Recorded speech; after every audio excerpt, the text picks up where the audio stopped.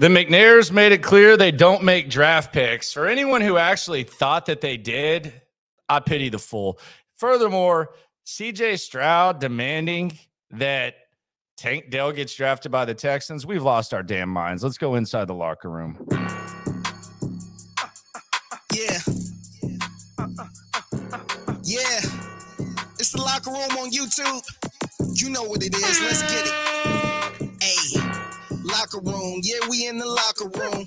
Texas. Cal and Hannah McNair met with the media yesterday. They had some jokes. They're playing that in the loop bit about John McClain just being a walking self-promotion. We'll get into that during the show today. You can hear me 10 to 2 Monday through Friday in the loop, Sports Radio 610, 10 to 2 Central. I got to say that on YouTube. But the McNairs made something clear that I think it's hilarious that they even had to make clear that they don't make draft picks. They don't force Nick Caserio and D'Amico Ryans to make draft picks. No kidding. Like, why would anyone think, based on what we know about Cal McNair, based on what we know about Hannah McNair, that they would make D'Amico Ryans, who was the most coveted coach in the offseason, they would make him come in here and make a decision on which quarterback to select? Furthermore, a guy who's been a part of those types of decisions with one of the best organizations in the league the last 5 years. 2017 when San Francisco passed on a quarterback, 2021 when they decided to take one. Say a lot about the McNairs, who've kind of in the last year, they've created a very, very nice representation of what the Texans are. But they're not clout chasers and they're not meddlers. The biggest mistake that Cal McNair has made as owner is letting guys have too much freedom and maybe trusting the wrong guys and maybe creating too much alignment where the foolishness and the dumbassery heads in one clear direction. King Bill and then King Bill and the POS person of service, Jack Easterby. But if Bill O'Brien had been the right guy and the POS Jack, I can't even believe I'm going to say this, and the POS Jack Easterby had known what he was doing football-wise, we probably would have never heard from the McNairs. It's not how they roll. Now, they care about what happens with this organization, and they want good representation. They want solid representation, and maybe they learned that the people they trusted didn't represent what they want to be represented, and maybe they've learned from some past mistakes. And hell, maybe back in the day when Cal started, he didn't have the freedom, and they didn't have the freedom to be able to do what they're doing. But if the POS and Bill O'Brien know what they're doing, we've never heard from the McNairs. They don't care. I mean, I think they have fun. I think they're a fun couple. I think they balance each other well. But they're not starving for attention. They like to be out and about in the city, but they aren't starving for attention. And they aren't going to make Nick Caserio and D'Amico Ryans draft someone. Now, they did become more active, and they said it on my show. They did say, we're going to be more active and transparent during the coaching search. And that was necessary. That was necessary. Because the year before, it was a bleep show. Now it was a different situation. You had a quarterback with how many ever sexual assaults? 30. You had $75 million in dead cap. You hadn't had a first-round pick in a while. So it was a different situation, but it was still a bleep show. Regardless of whose fault it was a bleep show. And who knows if Nick Caserio comes to the conclusion of D'Amico Ryans. I think it's possible. I don't know that they could have afforded for Nick Caserio to hire Shane Steichen or Jonathan Gannon. I don't know that could have happened. But I think Caserio seems to like D'Amico. D'Amico seems to like Caserio. And what the McNairs have created, they've created a balance of competence in the organization with guys that aren't necessarily behind the scenes trying to manipulate and put themselves in the best position possible. Oh, not over alignment where the dumbassery is going the same way. Maybe D'Amico Ryans wants this, Nick Caserio wants this, and they have to cuss and discuss it. But the process to getting CJ Stroud was clear. We talked about it weeks before the draft, before it even happened, before they even made that trade. You can go back and check it out. They were talking about what they should do it to, I would assume. Some of the room wanted Will Anderson. Maybe some wanted CJ Stroud. They realized that because of the way in which Nick Caserio had handled the draft or the trade of Deshaun Watson, that they could maybe go get both. And they took a swing on CJ Stroud and they brought in Will Anderson.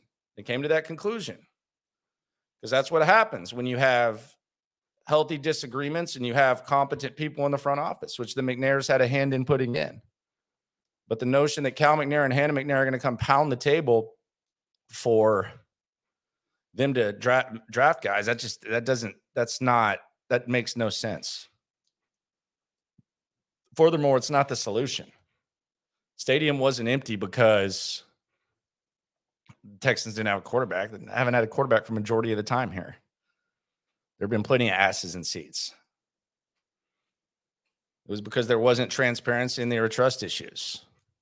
And they've provided those trust issues. They've provided some stable ownership, but they're not going to sit there and tell D'Amico Ryans and Nick Caserio to make a draft pick. It's absolutely silly. I think the influence is strong. I think it's a great balance, Cal and Hannah. I think there's trust with this fan base to where even if they hadn't taken a quarterback, I think they know they could have put D'Amico Ryans up there and D'Amico Ryans could have sold us on his vision. And that's what it's all about. Now, if Shane Steichen or Gannon were here, would that be the same case? I don't know. I don't know if people would trust as much. But D'Amico's here, Caserio's here, the McNairs are here, and they're making decisions, but the football people are making the football decisions, and the McNairs are doing what they're doing. It is the Locker Room, #1 source for Texans daily digital content. Another thing that I think is absolutely silly, this is what I call headline porn. Chancellor Johnson, KPRC2, he's done a really good job of providing people in Houston with like a different look at, you know, some of these athletes, local athletes, including Tank Dell.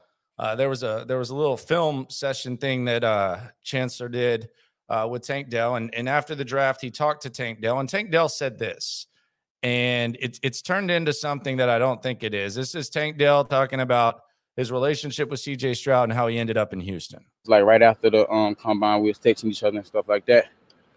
And he was just telling me, like, man, he talked to me after the combine. He was just like, well, I like how you run routes, like how you play football. He said he's been watching me and stuff like that. And then I told him vice versa, and I appreciated him and stuff like that. And then like I think it was like after he got drafted, I sent him congrats. And then I was like, tell him come get me. I told him tell him come get me and stuff like that. And then he was like, I got you, trust me. And then the next day, I think he called me, he FaceTimed me out of nowhere. Like I texted him. Yeah, I texted him and he FaceTimed me. And then he was like, man, I told him I want you, yada, yada, yada, this, that, and the third. So I was like, okay, it can happen. And then, I got that call.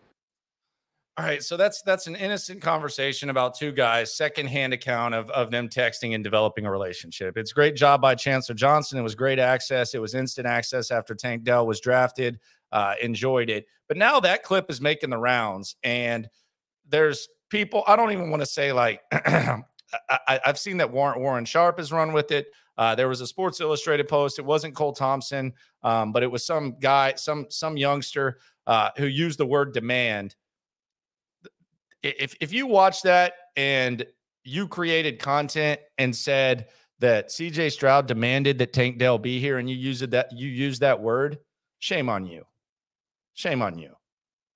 Now, there's not much of a standard because there's freelance jobs and some great outlets. I don't even know the Sports Illustrated guy's name who did it. Someone sent me the link. Let me just make sure to get the name because I don't want to like be vague to where it looks like I'm just like generalizing and taking shots at anyone that works there. Let's see. Okay, here we go.